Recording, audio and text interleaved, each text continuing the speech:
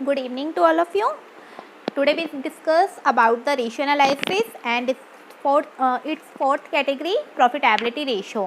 Already हम तीन category जो है वो डिस्कस कर चुके हैं. First is liquid ratio, second is long term solvency ratio, first को आप शॉर्ट टर्म रेशियो भी कह सकते हैं, short term solvency ratio. And third category जो डिस्कस की थी वो हमारी थी एक्टिविटी रेशियो और टर्नओवर रेशियो. आज की जो मेन कैटेगरी है वो प्रॉफिटेबिलिटी रेशियो है. आपको बताया गया था प्रीवियस वीडियो में कि second category means long term solvency ratio and fourth category profitability ratio. ये बहुत ज़्यादा इंपॉर्टेंट रहेगी. टर्नओवर रेशियोज जो होते हैं, एक्टिविटी रेशियोज, वो बहुत इजी वे में होते हैं. उसको सिर्फ आप उनका बेसिस याद करके भी उसको निकाल सकते हैं. बट जो प्रॉफिटेबिलिटी रेशियो है ये कंपनी का सबसे ज़्यादा इम्पॉर्टेंट पार्ट होता है. इसी के भी हाफ पे जो हमारे डिफरेंट टाइप के स्टेक होल्डर्स, इन्वेस्टर्स, मतलब ऑलमोस्ट जो पब्लिक जो पैसा लगाने वाली है वो किसी कंपनी की पहले प्रॉफिट पोजीशन देखेगी ना, कि आगे जाके वो कितना प्रॉफिट जो है कंपनी उनको डिविडेंड के तौर पे देगी, या प्रॉफिट कोई भी एम्प्लॉइज़ होगा, कोई भी वर्कर होगा, चलो उनको तो सैलरी मिल जाती है उनके बिहाफ पे, लेकिन वो भी तो किसी बोनस की आशा में ही काम करते होंगे. तो कंपनी की सबसे मेन जो पोजीशंस होती है वो उनके प्रॉफिट्स डिस्ट्रीब्यूशन या उनके प्रॉफिट्स उनके इनकम के ऊपर बात होती है. तो हमारा जो आज का फोर्थ कैटेगरी जो डिस्कस करने वाले हैं हम, वो हमारी profitability ratio and income ratios. ठीक है ना. हमें जिसके दूसरे नाम है उसको पता होने चाहिए. फर्स्ट लिक्विड रेशियो का हमारा को शॉर्ट टर्म सॉल्वेंसी बोलते हैं, लॉन्ग टर्म सॉल्वेंसी का लॉन्ग टर्म सॉल्वेंसी रेशियोज ही बोलते हैं. आप उसको डेट इक्विटी रेशियोज, प्रोप्राइटरी और total assets to debt ratios में कैलकुलेट करते हैं. थर्ड कैटेगरी थी टर्नओवर रेशियोज, उसको एक्टिविटी रेशियो भी बोलते हैं. Fourth category profitability ratio, another name is income ratio. चलिए डिस्कस करते हैं इसको. इसके यहाँ पे जो टाइप्स लिखे हैं वो टोटल कितने हो गए? 1 2 3 4 5 6 7 8 टाइप्स जो है हमें डिस्कस करने हैं. तो अगर हम कुल मिला के बात करें तो हमारे पास अराउंड 20 रेशियोज आराम से बन जाते हैं. ठीक है ना. फर्स्ट कैटेगरी में 3 पढ़े, सेकंड कैटेगरी में 3 पढ़े, 3 + 3 6, 6 + 6 हमने उसमें पढ़ लिए एक तरीके से, तो 12 ये और अराउंड 8 ये. तो 20 रेशियोज जो है आराम से हम डिस्कस कर सकते हैं. इससे ज़्यादा भी रेशियोज होती है, बहुत सारी बुक्स में जो है वो इससे ज़्यादा भी डिस्कस किए हुए हैं. पर मेनली अगर हम ये 20 रेशियोज कैलकुलेट करने आ जाते हैं तो हम रेशियो एनालिसिस अपना एक कंप्लीट मानते हैं. उसके अलावा आप कितनी रेशियो निकाल लो कमी नहीं है, पर ये आने चाहिए. तो फर्स्ट इसका जो रेशियो है वो है gross profit ratio, second ratio is operating ratio, third ratio is operating profit ratio. Yes, ये दोनों में डिफरेंस है ऑपरेटिंग रेशियो और ऑपरेटिंग प्रॉफिट रेशियो में. Fourth ratio is net profit ratio, fifth ratio is return on investment. Next जो है वो है अर्निंग पर शेयर, उसके बाद है dividend per share, next is and last is price earning ratio. चलिए, इन रेशियो को शुरू करने से पहले आपको दो चीज़ें जो है वो बड़े ध्यान से समझनी है. वो दो चीज़ें क्या है हमारे पास? एक तो है trading profit and loss account. हमें trading profit and loss account तो सबको आता है, बट आपने जो trading profit and loss account जो पढ़ रखा है, जो सीख रखा है, उसमें आपने सिर्फ ग्रॉस प्रॉफिट और नेट प्रॉफिट निकालना सीख रखा है, लेकिन उनके बीच में भी एक पार्ट होता है, तो हमें वो भी आना चाहिए. तो पहले तो हम trading profit and loss account ये डिस्कस करते हैं पूरा प्रॉपर फॉर्म में, और उसके बाद हम डिस्कस करेंगे लिवरेज फॉर्मेट. ठीक है ना. लिवरेज फॉर्मेट हम क्यों यूज़ कर रहे हैं? हमें ईपीएस, डीपीएस ये सब चीज़ें निकालनी हैं, तो उसके लिए वो 12th वाले बच्चों को नहीं सिखाया जाता है. लेकिन अगर हम आगे जाके जब पढ़ना ही है हमें फ्यूचर में, तो अगर हम उसको शुरू में भी पढ़ लेंगे तो कोई प्रॉब्लम नहीं है. वो हमारे को एक हमारा माइंड परसेप्शन चेंज करके ही देगा, मतलब उसको एडवांस थिंकिंग बोल सकते हैं. तो फर्स्ट जो आपके पास है वो है trading profit and loss account. इसको ध्यान से समझना. Trading profit and loss account हम नॉर्मली अभी हमने ट्रेडिंग अकाउंट जो है वो प्रीवियस वीडियो में भी डिस्कस किया था, सिर्फ एक्टिविटी रेशियो का इन्वेंटरी टर्नओवर रेशियो निकालने के लिए. वहाँ हमने कॉस्ट ऑफ गुड्स सोल्ड क्योंकि निकालना सीखा था. बट अगर हम इसको प्रॉपर तरीके से समझने की कोशिश करेंगे तो हमें ध्यान से समझ आएगा कि इस trading profit and loss account में हम एक्चुअली 3 पार्ट डिस्कस कर रहे होते हैं. तो अब मैं इसके साइड्स नहीं लिख रही हूँ, आपको पता है ये डेबिट साइड है हमारे पास एंड ये हमारे पास क्रेडिट साइड है. Trading profit and loss account जो वर्क करता है वो नॉमिनल अकाउंट पे वर्क करता है, एंड बैलेंस शीट जो वर्क करती है वो रियल अकाउंट पे वर्क करती है. ठीक है. तो आपके पास 2 ओपनिंग स्टॉक हो गया. ठीक है. इधर 2 नेट परचेज हो गया. थोड़ा सा इसको स्पीडली डिस्कस करेंगे. 2 डायरेक्ट एक्सपेंसेस हो गए. इधर 2 जीपी हो गया. ये हमने पहले डिस्कस कर लिया सारा. ये हो गया बाय नेट सेल्स, एंड इधर आ गया हमारे पास बाय क्लोजिंग स्टॉक. ठीक है. इसमें कोई दिक्कत नहीं है हमारे पास. यहाँ पे आ जाता है अगर लॉस होता है तो बाय GL। यहाँ तक का पार्ट हमें आता है, यहाँ के पार्ट में हमें कोई दिक्कत नहीं है। ये हमारे पास इधर फॉरवर्ड हो जाता है, अगर ये होता है तो हमारे पास इधर फॉरवर्ड हो जाता है। उसके बाद हमारे पास मेन चीज़ें शुरू होती है। GP रेशो निकालना बहुत ईजी है, GP आते के साथ ही आप GP रेशो कैलकुलेट कर लेंगे, बट हमें जो आगे जाके NP निकालना है, OR ratio, operating ratio, operating profit ratio, मतलब अगर हम trading profit and loss account अच्छे से माइंड में बिठा लेते हैं तो हम आगे के 4 रेशोज़ जो होते हैं वो बहुत ईजी तरीके से कैलकुलेट कर सकते हैं। GP ratio, gross profit ratio, operating ratio, operating profit ratio and net profit ratio. तो ये चारों रेशो जो है वो trading profit and loss account आना चाहिए हमें। अब उसके बाद यहाँ जो खर्चे होते हैं वो ऑपरेटिंग एक्सपेंसेस होते हैं, उनको बोलते हैं ऑपरेटिंग एक्सपेंसेस। तो उस ऑपरेटिंग में कौन कौन से आते हैं? Administration, selling and distribution. मैं इनके प्रॉपर नेम नहीं लिख रही हूँ लेकिन आप लोगों को पता होने चाहिए। एडमिनिस्ट्रेशन मीन्स सैलरी हो गया हमारे पास, स्टेशनरी के एक्सपेंसेस, प्रिंटिंग के एक्सपेंसेस, सेलिंग एक्सपेंसेस से बैड डेट्स हो गया हमारे पास, प्रोविज़न फॉर बैड डेट्स हो गए, सेल्स एजेंट कमीशन हो गए, डिस्ट्रीब्यूशन में कोई प्रमोटर एक्सपेंसेस हो गए, चैरिटी सैंपल्स हो गए। इस टाइप से चीज़ें जो है वो ऑपरेटिंग एक्सपेंसेस, यानी एक day by day routine business को चलाने के लिए जो भी एक्सपेंसेस करने ज़रूरी है, रोज़ होते हैं जब टू ऑपरेटिंग एक्सपेंसेस। बिजनेस चल रहा है तो ये एक्सपेंसेस भी होते रहेंगे, नॉर्मली नेचर में होते रहेंगे, रिवेन्यू नेचर के। एक और बात, revenue nature and deferred revenue nature का सम पार्ट यहाँ पे जो आता है, सम पार्ट मतलब हम 3 टाइप के एक्सपेंडिचर पढ़ते हैं, revenue expenditure, deferred revenue expenditure and capital expenditure. Capital expenditure का ओनली डेप्रिशिएशन यहाँ पे आता है क्योंकि वो लॉन्ग टाइम पीरियड के लिए की हुई होती है आपने, तो उसका सिर्फ डेप्रिशिएशन यहाँ पे आता है। रिवेन्यू एक्सपेंडिचर सारे यहाँ पे आते हैं, जो आउटस्टैंडिंग फॉर्म में होते हैं वो भी, और जो आपने एडवांस कर दिए होते हैं वो माइनस करके। And deferred revenue expenditure just like advertisement expenses, तो उसका अगर आपने 5 साल के लिए किया है तो उसका बाय 5th करके जो इस ईयर का पार्ट जो होगा वो आपके पास आता है। ठीक है, तो ऑपरेटिंग एक्सपेंसेस जो है हम सारे यहाँ लेते हैं।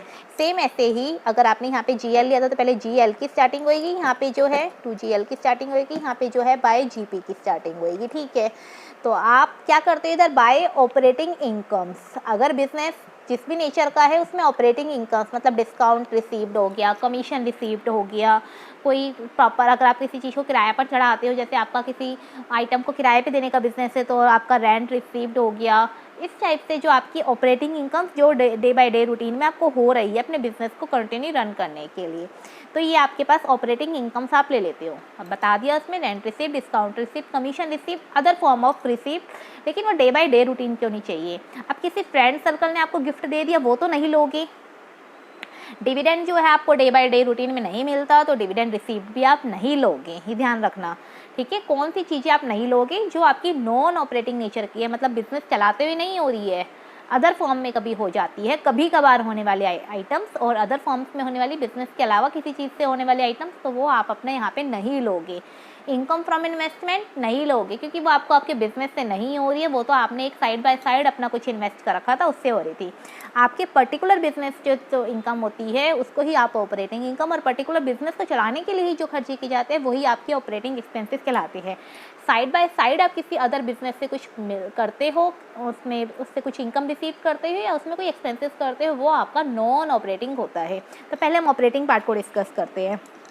अब यहाँ पे होने के बाद अगर आपके पास ये साइड बड़ी है और ये साइड छोटी है तो आपके पास बचेगा यहाँ पे टू ऑपरेटिंग प्रॉफिट। आपको ये बहुत ज़रूरी कैलकुलेट करना है। हम 11th में ये चीज़ें नहीं डिस्कस करते, हम सारे एक्सपेंसेस एक तरफ रख देते हैं और सारे इनकम एक तरफ रख देते हैं, मतलब अपना एक बोझ हल्का करके उनको सीधा NP निकाल के दे देते हैं।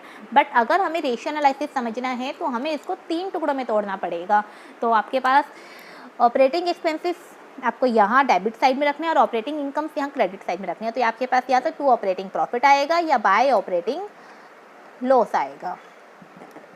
ठीक है, इसको हम एक बार दोबारा क्लोज कर देते हैं। ये आपको विजिबल हो पा रहा होगा? हाँ ठीक है, इतना विजिबल हो रहा है आपके पास। नेक्स्ट इसको अगर हम नीचे की तरफ मूव करें तो हमारे पास जो है, इसको अगर हम नीचे चलाना पसंद करते हैं, क्या करते हैं, चलाना ही पड़ेगा। तो बाय ऑपरेटिंग प्रॉफिट इधर और टू ऑपरेटिंग लॉस इधर। ठीक है, उसके बाद टू नॉन ऑपरेटिंग एक्सपेंसेस। अब नॉन ऑपरेटिंग एक्सपेंसेस कौन से होते हैं? जो बिजनेस नहीं, मतलब बिजनेस चला रहे हो तब हो रहे थे वो तो ऑपरेटिंग है, बिजनेस नहीं भी चला रहे तब भी हो रही है। अब डेप्रिशिएशन तो ऑपरेटिंग है, ये ध्यान रखना। डेप्रिशिएशन कुछ लोग कहते हैं कि एसेट्स पड़ी पड़ी रखी रखी भी तो डेप्रिशिएट होती है, बट वो ऑपरेटिंग ही है, वो बिजनेस का पार्ट ही है जस्ट। तो नॉन ऑपरेटिंग एक्सपेंसेस और क्या हो सकते हैं आपके पास? नॉन ऑपरेटिंग एक्सपेंसेस का मतलब हो गया जो आप बाद में करते हो, अगर बिजनेस प्रॉफिट टर्न करेगा तो कर रहे हो, नहीं तो नहीं करते कई बारी। तो जस्ट लाइक वो आपके पास हो गया किसी टाइप का कोई कमीशन हो गया, जस्ट लाइक मैनेजर कमीशन हो गया, वो तो प्रॉफिट पे दिए जाते हैं। इनकम टैक्स वो भी प्रॉफिट पे दिए जाते हैं।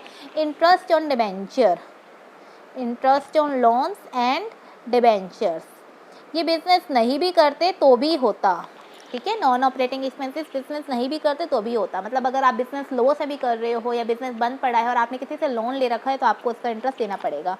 सेम ऐसे ही by non operating income, non operating incomes, तो ये जो आता है ये आपके पास आता है टू नेट प्रॉफिट। लेकिन अभी भी ये नेट प्रॉफिट बिफोर वाला है, अभी भी ये नेट प्रॉफिट क्या है आपके पास? बिफोर वाला है। और यहाँ पे आपके पास आता है बाय नेट लॉस। मैं इसको एक बार और बंद कर देती हूँ, आपके पास ये नेट प्रॉफिट बिफोर वाला बंद हो गया। विजिबल हो रहा है इतना, इससे ज़्यादा विजिबल नहीं हो पा रहा है तो आप इसको ध्यान से समझ लीजिए। सिर्फ नेट प्रॉफिट जो बिफोर वाला है वो आपका क्रेडिट साइड आ जाएगा। उसके बाद आप debit side to income tax, मतलब एक इनकम टैक्स से हटाएंगे, और to manager commission. Manager commission जो होता है समटाइम प्रॉफिट्स पे होता है तो रेट बाय 100, अगर आफ्टर चार्जिंग है तो रेट बाय 100 प्लस रेट। ये आपको 11th में सिखाया जाता है, after charging before charging. Before charging में आप नेट प्रॉफिट इंटू में रेट बाय 100 यूज़ करते हो, और आफ्टर चार्जिंग में आप प्रॉफिट इंटू में rate by 100 plus rate use करते हो फॉर्मूले में। वो दो चीज़ें और हटाने के बाद नेट प्रॉफिट प्योर वाला निकलता है। इसको मैं लिवरेज साइकिल में भी डिस्कस कर दूंगी अभी। तो ये जो होता है, हमने अगर हम बात करें trading profit and loss account, तो इसमें 2 पार्ट्स नहीं होते, इसमें 3 पार्ट्स होते हैं। First is GP, second is OP and third is NP, ठीक है। इसलिए हमें जो है अपने प्रॉफिटेबिलिटी रेशियोज में फर्स्ट रेशियो जो निकालना है वो ग्रॉस प्रॉफिट रेशियो निकालना है। सेकंड रेशियो में आपकी ऑपरेटिंग रेशियो और ऑपरेटिंग प्रॉफिट रेशियो 2 रेशियो है। अब ऑपरेटिंग प्रॉफिट तो हम निकाल लेंगे, लेकिन ऑपरेटिंग रेशियो क्या है वो भी डिस्कस करेंगे। And fourth is net profit ratio निकालना है। उसके बाद हमारे पास 4 भाग और है, रिटर्न ऑन इन्वेस्टमेंट का, डिविडेंड पर शेयर का, अर्निंग पर शेयर का एंड प्राइस अर्निंग का। पहले आपको ये trading profit and loss account जो है ये अच्छे से आनी चाहिए, तो ये हमें क्लियर हो गई, ठीक है। अब हम बात करते हैं अपने फॉर्मूलेज की, जो हमारे पास डिफरेंट टाइप ऑफ रेशियोज है इनके फॉर्मूलेज की। तो फर्स्ट फॉर्मूला जो है इसका वो है gross profit ratio, second formula operating ratio, third formula is operating profit ratio and fourth formula is net profit ratio. तो इसको इस बार एक चार्ट से समझते हैं। अगर हम बात करते हैं चारों रेशियोज़ की, तो एक तो सबसे मेन चीज़ आपको याद रखनी है, चारों रेशियो जो है वो नेट सेल पे बेस होती है। मतलब इन सबका जो बेस रहेगा, डिनोमिनेटर रहेगा इनका, नीचे का बेस जो रहेगा वो नेट सेल्स रहेगा। एंड नेट सेल्स कैसे निकालना है? टोटल सेल्स में से सेल्स रिटर्न घटा दीजिए, सीधी सी बात है, या cash sales plus credit sales minus return inward, ठीक है, सेल्स रिटर्न। अब बात आती है, हमने अगर अभी trading profit and loss account बहुत अच्छे से समझा है तो हम ये 4 रेशियो बहुत ध्यान से समझ आ जाएंगे। ग्रॉस प्रॉफिट रेशियो के लिए आपको ऊपर ग्रॉस प्रॉफिट रखना है। ग्रॉस प्रॉफिट निकालना सीख लिया, या तो आपके पास ग्रॉस प्रॉफिट के 2 फॉर्मूले पहले ही बताए हुए थे, या तो आप sales minus cost of goods sold कर देना, सीधी सी बात, या अगर आपको sales minus cost of goods sold करना नहीं आ रहा है तो आप ट्रेडिंग अकाउंट बना के देख सकते हैं। तो ग्रॉस प्रॉफिट अपॉन में नेट सेल्स। प्रॉफिटेबिलिटी रेशियोज जो होते हैं वो परसेंटेज फॉर्म में निकल जाते हैं, तो इनटू में 100, मतलब ये वाले जो 4 पार्ट रहेंगे वो परसेंटेज फॉर्म में निकाले जाएंगे। तो इसके लिए इनटू में 100 लगाना है, आपको परसेंटेज निकल जाएगा।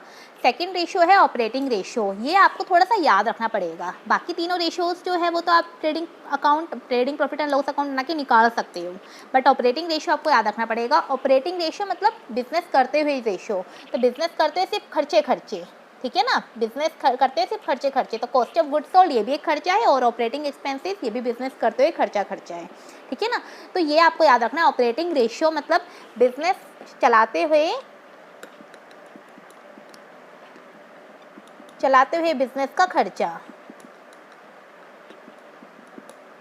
ठीक है। तो यहाँ पे आपके चलाते हुए बिजनेस के खर्चे में कॉस्ट ऑफ गुड्स सोल्ड रहता है, ये थोड़ा सा समझ में आ जाएगा। चलाते हुए बिजनेस एक्सपेंसेस, तो यहाँ पे आपका सिर्फ बिजनेस का expenses, cost of goods sold आपका बिजनेस का एक्सपेंसेस रहता है, ऑपरेटिंग एक्सपेंसेस ये भी। अब आप बात करो कि नॉन ऑपरेटिंग एक्सपेंसेस, नहीं, नॉन ऑपरेटिंग एक्सपेंसेस जो होते हैं वो बिजनेस चलाने के लिए नहीं होते, वो तो बिजनेस नहीं भी चल रहा हो तब भी होते ही होते हैं। तो शॉर्ट टर्म लोन्स एक्सपेंसेस इसमें आता है, लेकिन अगर लॉन्ग टर्म लोन्स एक्सपेंसेस की बात करें तो वो फिर हमारा नॉन ऑपरेटिंग में आ जाता है।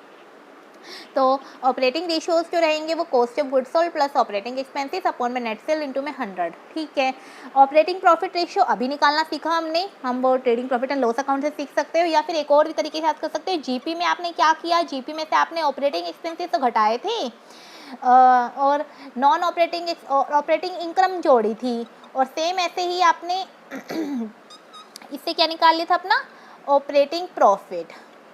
मतलब आपने अगर आप बात करें तो आपने ऐसे ही किया था, जीपी में से ऑपरेटिंग एक्सपेंसेस जो है आपने माइनस कर दी थी और ऑपरेटिंग इनकम्स आपने जोड़ ली थी। ऑपरेटिंग एक्सपेंसेस, सारे ऑपरेटिंग एक्सपेंसेस आपने माइनस कर दिए थे, और operating incomes means commission received हो गया, डिस्काउंट रिसीव्ड हो गया, कोई रेंट रिसीव्ड हो गया, अगर बिजनेस उसी चीज़ का है तो ये सब चीज़ें आपने जोड़ ली थी। तो ये सब चीज़ें आपको ऑपरेटिंग प्रॉफिट देके जाती है। इसको बताया था ना, ऑपरेटिंग प्रॉफिट आपका एक सेकेंड पार्ट में बंद होता है। और नेट प्रॉफिट की बात करें तो जीपी माइनस ऑल एक्सपेंसेस और प्लस में ऑल इनकम, ये हमारे पास एनपी नेट प्रॉफिट आ गया था। तो अगर हम बात करें तीनों ये चारों रेशियोज़ की, तो हमें जो याद रखना है वो बी टाइप वाला रेशियो सबसे ज़्यादा याद रखना है, ऑपरेटिंग रेशियो। इसमें सिर्फ खर्चे चलाते हुए बिजनेस एक्सपेंसेस होते हैं, बाकी तीनों जो है हम trading profit and loss account से कैलकुलेट कर सकते हैं। तो ग्रॉस प्रॉफिट रेशियो और ग्रॉस प्रॉफिट अपन में नेट सेल इंटू में 100, जितने ज़्यादा ये रेशियोज़ होंगे परसेंटेज फॉर्म में, जितने अच्छे होंगे उतनी ही कंपनी की position income point of view से अच्छी मानी जाएगी, और जितने ये कम होंगे 40-50 इस टाइप से होंगे तो कंपनी की पोजीशन आप थोड़ी कम मान सकते हो। अब एक जो चीज़ आपको याद रखनी है, अगर मैं इस रेशियो को हटा दूँ और इस रेशियो को हटा दूं तो इन दोनों रेशियो का जो टोटल होता है वो 100% होता है। कितना होता है? 100%। सिर्फ एक समझने के लिए, अगर आप एक निकाल सकते हो 20% तो दूसरा रेशियो ऑटोमेटिक आ जाएगा 80%। आप चाहे कैलकुलेट करके भी देख लेना, बट अगर आप सिंपल वे में याद करना चाहते हो तो याद रख सकते हो। अगर किसी को एक का फॉर्मूला तो याद है और दूसरे का फॉर्मूला याद नहीं है, तो operating ratio plus operating profit ratio total has been 100%। ठीक है, टोटल जो इनका रहेगा वो हमारे पास विल बी 100% होगा। तो आप या तो इनके फॉर्मूले याद कर लीजिए, या एक का फॉर्मूला याद हो रहा है तो एक का फॉर्मूला याद कर लीजिए। अदरवाइज बच्चों को ये वाला याद रह जाता है। जब हम भी स्टार्टिंग में पढ़ते थे तो हमें ये वाला फॉर्मूले की बजाय ये वाला ज़्यादा याद रहता था, क्योंकि trading profit and loss account से निकल जाता है। तो ये सिर्फ नॉर्मली वे में याद रख सकते हो। चलाते हुए बिजनेस एक्सपेंसेस दोनों का टोटल जो रहेगा वो 100% रहेगा। तो 4 रेशियो जो है हमारे पास, gross profit ratio, operating ratio, operating profit ratio and net profit ratio, ये 4 रेशियो तो डिस्कस हो गए। अब बात आती है, अभी हमने कहा था 2 चीज़ें पढ़नी है, एक तो trading profit and loss account बहुत अच्छे से पढ़ना है, ठीक है, पढ़ लिया। एक बैलेंस शीट हमने बहुत अच्छे से डिस्कस की थी इंटरनल एक्सटर्नल वे में, वो हो गया। अब हमें एक और चीज़ पढ़नी होती है, इसको बोलते हैं हम लिवरेज साइकिल फॉर्मेट। अभी साइकिल फॉर्म में तो नहीं है, लेकिन तो मैं इसको लिवरेज चैन बोल सकते हैं, साइकिल की वजह इसको लिवरेज आप चैन बोल सकते हैं। साइकिल में तो नहीं है क्योंकि ये सर्कल शेप में नहीं है, तो ये चैन शेप में बोल सकते हैं, लिवरेज चैन। लिवरेज मतलब होता है रिस्क।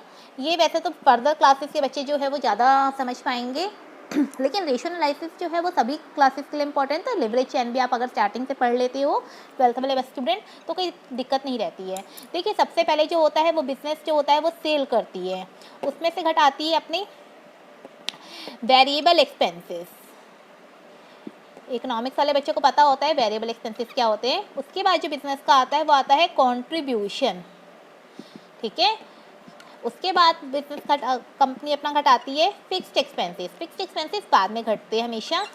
या तो कंपनी को होता है प्रॉफिट, तो इसको आप बोलते हो EBIT, earning before interest and tax, earning before interest and tax, ठीक है। या इसको आप बोलते हो ऑपरेटिंग इनकम।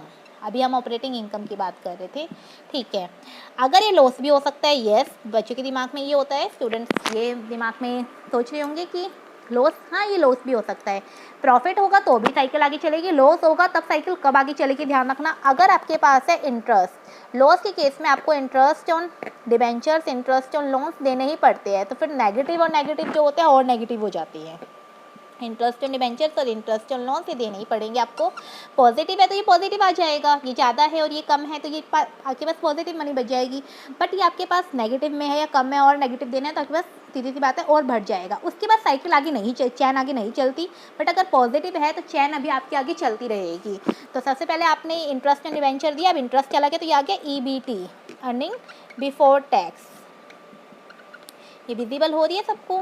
इस चैन को प्लीज़ ध्यान से समझना, इस चैन के बिहाफ पे ही हम आगे के क्वेश्चंस जो है वो डिस्कस कर पाएंगे। तो EBT आ गया हमारे पास, अर्निंग बिफोर टैक्स।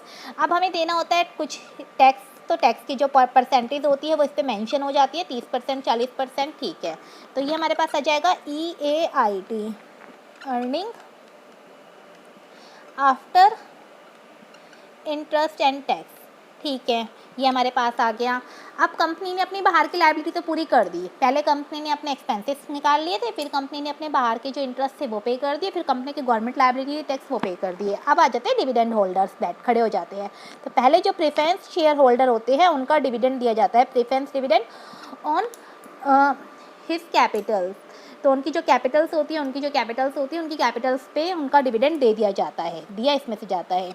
उसके बाद कंपनी के पास बच जाता है earnings for equity share holder. अब जो सारा पैसा बच गया वो इक्विटी शेयर होल्डर का बच गया। तो इक्विटी शेयर होल्डर के पास पैसे अगर बचते हैं तो चले जाते हैं सारे, और नहीं बचते तो नहीं जाते। इक्विटी होल्डर से होता है वो रिस्की होते हैं। तो ये चैन अगर हमें लर्न हो जाती है तो हम ध्यान से इसको समझ के अपने बाकी की जो return on investment, EPS, DPS and price earning ratio, ये हम कैलकुलेट चारों इजी तरीके से कर सकते हैं। तो एक बार इसको रिकॉल कर लेते हैं।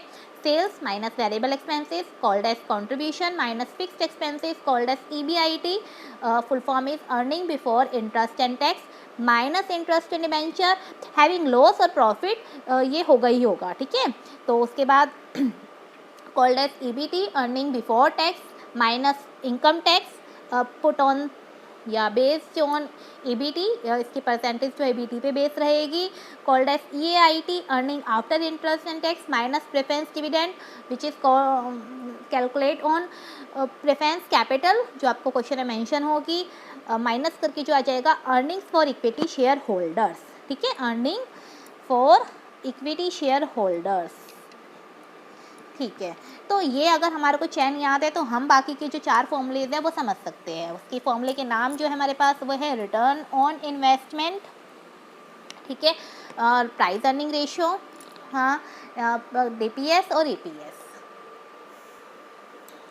तो हमारे पास जो फॉर्मूला है, fifth formula return on investment. अच्छा, ये रेशियो जो होता है वो बहुत इंपॉर्टेंट कैटेगरी में आता है, मतलब इसको वेरी इंपॉर्टेंट रेशियो आप कह सकते हैं।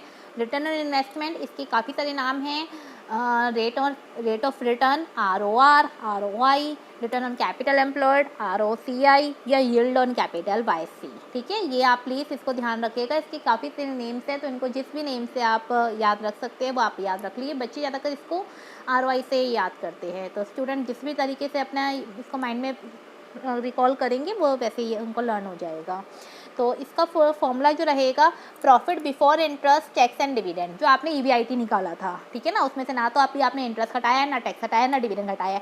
अगर घटा रखा है तो क्या करना है, सबसे मेन चीज़ आपको रिवर्स में ऐड करना है। पहले आप डिविडेंड ऐड करोगे तो आपके पास EAIT आएगा, फिर आप टैक्स ऐड करोगे तो वो EBT आएगा, फिर आप उसको इंटरेस्ट ऐड करोगे तो वो EBIT आएगा। मतलब आपको ऐड कर, तो अगर आपको ऐड करना है किसी चीज़ को, वो गलत दे रखा है या तो जहाँ से वो गलत दे रखा है उसको वापस जो जाना है वो रिवर्स प्रोसेस में जाना है, ठीक है। तो profit before interest tax and dividend जो है हमने निकाल रखा है वो निकाल लिया। अपॉन में कैपिटल एम्प्लॉयड, अब ये क्या होता है कैपिटल एम्प्लॉयड, आपको अपने बिजनेस की ROI निकालने, रिटर्न ऑन इन्वेस्टमेंट, कि बिजनेस में जो आपने इन्वेस्ट कर रखा है पैसा सारा, उसके ऊपर कितना आपको इनकम मिलती है, कितनी रिटर्न कितनी रेट से मिलती है। तो आपने बिजनेस में कितना पैसा इन्वेस्ट कर रखा है वो आपको पता होना चाहिए। तो उसको निकालने की 2 फॉर्मूले हैं, या तो आप अपनी एसेट साइड को यूज़ कर से निकाल सकते हैं या अपनी लायबिलिटी साइड को। फॉर्मूला आप याद रख सकते हैं, fix assets plus current assets minus current liability, fix assets plus current assets minus current liability, या तो इसको याद कर लीजिए, या fix assets plus working capital, या तो ये याद कर लीजिए, या total assets minus current liability, ये याद कर लीजिए। जैसे आपको याद करना है ऐसे याद कर लीजिए। तो फिक्स एसेट्स और करंट एसेट्स दोनों को जोड़ना है, मतलब एसेट्स तो सारी जोड़नी है आपको, माइनस करंट लायबिलिटीज़, लेकिन इसमें इन्वेस्टमेंट नहीं लेनी, ये ध्यान रखना है। तो टोटल एसेट्स में इसको लिख तो दिया, लेकिन आप इसको यूज़ तो नहीं करोगे ना, आप अपनी बिजनेस की इन्वेस्टमेंट को नहीं लोगे। तो आप ऐसे याद करिए, फिक्स एसेट्स और करंट एसेट्स दोनों को जोड़ के करंट लायबिलिटीज घटानी है, fix assets plus working capital, क्योंकि current assets minus current liability called as working capital. ठीक है, तो टोटल एसेट्स मत कीजिए, fix assets plus current assets minus current liability. या दूसरा फॉर्मूला जो यूज़ करना है नेटवर्थ। अब नेटवर्थ में हमने पढ़ा था ना, equity share capital plus preference share capital plus reserve and surplus plus all profits minus loss. तो नेटवर्थ, जिसको आप इक्विटी भी बोलते हो या शेयर होल्डर फंड्स भी बोलते हो। तो नेटवर्थ में लॉन्ग टर्म लायबिलिटी लेनी है, शॉर्ट टर्म तो लेनी नहीं है, क्योंकि शॉर्ट टर्म तो हम घटाते ही हैं। या तो आप ये वाला फॉर्मूला यूज़ करेंगे एसेट साइड वाला, या आप लायबिलिटी साइड वाला फॉर्मूला यूज़ करेंगे, जो भी बैलेंस शीट अवेलेबल होगी उसको यूज़ करना है। तो net worth plus long term liabilities minus preliminary expenses और माइनस आउटसाइड इन्वेस्टमेंट। जो चीज़ हमने वहाँ नहीं ली थी वो यहाँ घटाएंगे, या जो चीज़ हमने यहाँ नहीं ली थी वो वहाँ घटाएंगे। देखो एसेट्स पूरी कैसे बनती है, फिक्स प्लस करंट प्लस इन चीज़ों से मिलकर एसेट्स बनती है। या लायबिलिटी कैसे बनती है, इन तीनों चीज़ों को मिलकर लायबिलिटी बनती है। तो बच्चे कैसे याद रख सकते हो आप लोग ऐसे याद रख सकते हो, अगर हम एसेट साइड ले रहे हैं तो लायबिलिटी का करंट घटाना है, और अगर हम लायबिलिटी साइड ले रहे हैं तो एसेट्स का हमें आउटसाइड इन्वेस्टमेंट और प्रीलिमिनरी एक्सपेंसेस का बचा हुआ जो पार्ट होता है वो एसेट्स में दिखाते हो वो माइनस करना है। तो याद रखने का प्रोसेस आपको थोड़ा सा माइंड में ध्यान से रखना पड़ेगा। एसेट साइड फोकस कर रहे हो, ये एसेट साइड फोकस है बिजनेस, आपने बैलेंस शीट में एसेट साइड को फोकस किया या लायबिलिटी साइड को फोकस किया। एसेट साइड को फोकस किया तो फिक्स एसेट्स उठा लेना, सारी करंट एसेट्स उठा लेना, माइनस कर देना करंट लायबिलिटीज। नहीं हो तो कोई माइनस करने की जरूरत ही नहीं है। सेम ऐसे अगर आप लायबिलिटी साइड उठा रहे हो तो नेट वर्थ ले लेना अपना, लॉन्ग टर्म लायबिलिटीज ले लेना और माइनस कर देना प्रीलिमिनरी एक्सपेंसेस के जो बचे हुए भाग होते हैं जो एसेट साइड दिख रहे होते हैं और आउटसाइड इन्वेस्टमेंट है अवेलेबल तो ठीक है, नहीं तो फिर इन दोनों का टोटल ले लेना।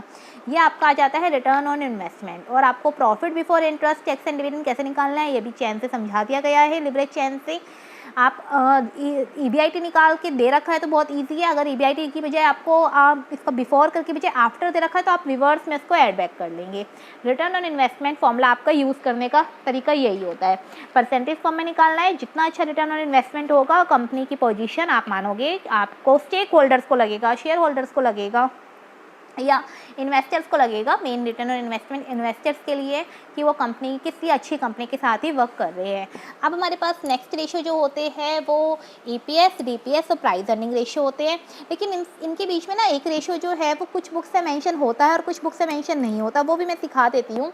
एक एक्स्ट्रा रेशियो बताया जा रहा है interest coverage ratio, interest coverage ratio. तो ये मैंने किसी चार्ट में नहीं लिखा, तो ये किस में आता है। अब इंटरेस्ट कवरेज रेशियो कुछ कैटेगरी में तो इसको लॉन्ग टर्म सॉल्वेंसी चार्ट में दिखाते हैं, मतलब अगर हम कुछ अच्छी बुक्स को, स्टैंडर्ड बुक्स को अगर हम यूज़ करते हैं तो interest coverage ratio long term solvency ratio का पार्ट हो सकता है। कुछ बुक्स में जो है इसको यहाँ भी फोर्थ में भी दिखा देते हैं प्रॉफिटेबिलिटी, लेकिन ये इनकम पे बेस तो नहीं कह रहे हम, थोड़ा सा है थोड़ा सा नहीं भी। तो आप चाहो तो इसको B कैटेगरी में याद कर लो, चाहे इसको D कैटेगरी में याद कर लो। तो इंटरेस्ट कवरेज रेशियो का फॉर्मूला जो होता है वो होता है हमारे पास EBIT अपॉन में fixed interest charges, fixed interest charges. अगर वही आप परसेंटेज फॉर्म में D कैटेगरी में ले रहे हो तो 100 से मल्टीप्लाई कर दोगे, ठीक है। तो EBIT आपको निकालना आता है earning before interest and tax. Fix interest charges जो उसके बाद जो इंटरेस्ट घटाने वाले थे ना वो सारे फिक्स इंटरेस्ट चार्जेस, आपको 10,000 घटाना था, 20,000 घटाना, 30,000 वो नीचे ले लेना है इंटू में 100। तो ये भी एक रेशियो होता है। कुछ कैटेगरीज में इसको B कैटेगरी में लिखा हुआ है, कुछ में इसको D कैटेगरी में। तो आपकी मर्जी, आप जिसमें याद करो। जैसे मेरा earning before interest and tax है वो 1 लाख है और मेरे को इंटरेस्ट देना था उस पर 10,000 रुपये का, मतलब मेरी कैपिटल जो थी डिबेंचर वो 1 लाख का था, 10 लाख का था, कुछ भी था, उस पर 5% था, 10% था, उस हिसाब से देना था। तो मेरे पास ये कितना पार्ट हो जाता है, इतना तो नहीं, इसे थोड़ा कम ज़्यादा कर लेते हैं, मतलब बहुत ज़्यादा हो गया, 1000% हो गया। तो परसेंट इसको इस तरीके से ना करके इसको मैं मतलब इसको 100 यूज़ ना करूं तो सीधी सी बात है 10 टाइम्स हो जाएगा, सीधी सी बात है। आपको 10 देना है, ठीक है, 10 टाइम्स या 10 देना है इस तरीके से। तो आप जिस भी रेशियो में टाइम से तब का सोचोगे, C रेशियो में, C में तो नहीं, आप इसको B या D में कैटेगरी में यूज़ कर लेना। अब हमारे पास जो 6th पार्ट, 7th पार्ट और 8th पार्ट है वो हमें ध्यान से समझने हैं। आपके पास था DPS, डिविडेंड पर शेयर, इसको आप DPS बोलते हो। अर्निंग पर शेयर EPS बोलते हैं। And price earning share, price earning ratio, sorry PE ratio, तो ये हमें पता होने चाहिए कैसे निकालने हैं।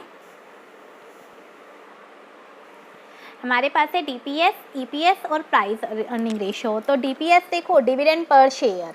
अगर मुझे डिविडेंड पर शेयर इक्विटी का निकालना है तो dividend paid to equity share holder upon में नंबर ऑफ इक्विटी शेयर। अगर मुझे डिविडेंड जो है वो इक्विटी का निकालना है तो dividend paid to equity share holder upon में नंबर ऑफ इक्विटी शेयर। अगर मुझे डिविडेंड जो है प्रेफरेंस का निकालना है, हमको एक शेयर पे कितना दिया वैसे तो पता होता है, लेकिन फिर भी अगर निकालना है तो dividend paid to preference shares upon में preference shares, number of preference shares. तो इजी है बहुत। अगर इक्विटी को दिया है तो ऊपर कितना इक्विटी को डिविडेंड गया अपॉन में उसके ही नंबर से डिवाइड कर देना कितने शेयर्स पे गया है। अगर प्रेफरेंस को गया तो कितना डिविडेंड प्रेफरेंस को गया, कितने शेयर्स पे गया है, उनका वो डिविडेंड पर शेयर आ जाता है। अर्निंग पर शेयर निकालना है तो ये ज़्यादातर इक्विटी का ही निकलता है, ये ऑलमोस्ट इक्विटी का निकलता है। तो वो लास्ट अर्निंग होती है ना, जो पूरी लिवरेज चैन का जो लास्ट होता है, earning available for equity share holder, पूरी लिवरेज चैन घटाने के बाद अपॉन में नंबर ऑफ इक्विटी शेयर्स। तो ये ईपीएस जस्ट अर्निंग की तरह ही, डीपीएस की तरह ही, बस फ़र्क कितना है, वो डिविडेंड पर शेयर था, एक शेयर पे कितना डिविडेंड हुआ, ये एक अर्निंग है, सारा कुछ घटाने के बाद कितनी अर्निंग उनको मिली है। नेक्स्ट है प्राइस अर्निंग रेशियो, लास्ट है ये प्राइस अर्निंग रेशियो। तो मार्केट प्राइस ऑफ शेयर, ये क्वेश्चन है मेंशन होगा आपके पास। प्राइस अर्निंग रेशियो में मार्केट प्राइस ऑफ शेयर 20 रुपये से 30 रुपये हो गया, 50 रुपये हो गया, 100 से 150 हो गया, 200 हो गया, तो मार्केट प्राइस ऑफ शेयर आपके पास मेंशन होगा। अपॉन कर दो कि ईपीएस जो भी आपने निकाला है। तो प्राइस अर्निंग रेशियो जो है वो ईपीएस का अपोजिट फॉर्म में आ जाता है आपका। तो ये तीनों रेशियोज जो रहेंगे वो लास्ट बेसिस रहेंगे। इस कैटेगरी में हमने वैसे तो 8 डिस्कस किया, एक इंटरेस्ट कवरेज रेशियो के साथ हमें 9 रेशियो कन्वर्ट आपका यूज़ किए हैं। तो आपकी first category liquid ratio, short term solvency ratios के 3 parts, second category long term solvency ratios के 3 पार्ट्स, अगर इंटरेस्ट को लेते हो तो 4 पार्ट्स, नेक्स्ट एक्टिविटी रेशियोज में 6 पार्ट, और लास्ट आपकी प्रॉफिटेबिलिटी रेशियोज में आपके 8 पार्ट। आपने 20-21 अराउंड रेशियोज जो है वो डिस्कस कर लिए हैं। इससे रेशियो एनालिसिस कंप्लीट हो जाता है। बाकी हमने 3 चीज़ें और डिस्कस की है। एक आपका trading profit and loss account, जिसमें आपने 3 वेज में सीखा है, gross profit, operating profit and net profit. Balance sheet जिसको आपने 2 वेज में सीखा, इंटरनल एक्सटर्नल लायबिलिटीज़ के पॉइंट ऑफ व्यू से, एसेट्स में भी, ठीक है। और एक आपने सीखी है लिवरेज चैन। तो ये पूरा जो है रेशियो एनालिसिस समअप है, पूरा कंप्लीट है। इनके आइडल रेशियोज फर्स्ट और सेकंड कैटेगरी के हैं, थर्ड और फोर्थ कैटेगरी के नहीं है, लेकिन आपको इसको प्रॉपर अपने कमेंट के साथ, जस्टिफिकेशन के साथ प्रूव करके आना है, ठीक है। बाकी सारे रेशियोज जो है वो आप रिकॉल करके अपने क्वेश्चंस को सॉल्व कर लेना। इसके अलावा बस आपका जो नेक्स्ट टॉपिक रहेगा वो देखते हैं किस टॉपिक पे डिस्कस करेंगे। अभी के लिए फ़िलहाल इतना ही, ठीक है। Thank you so much.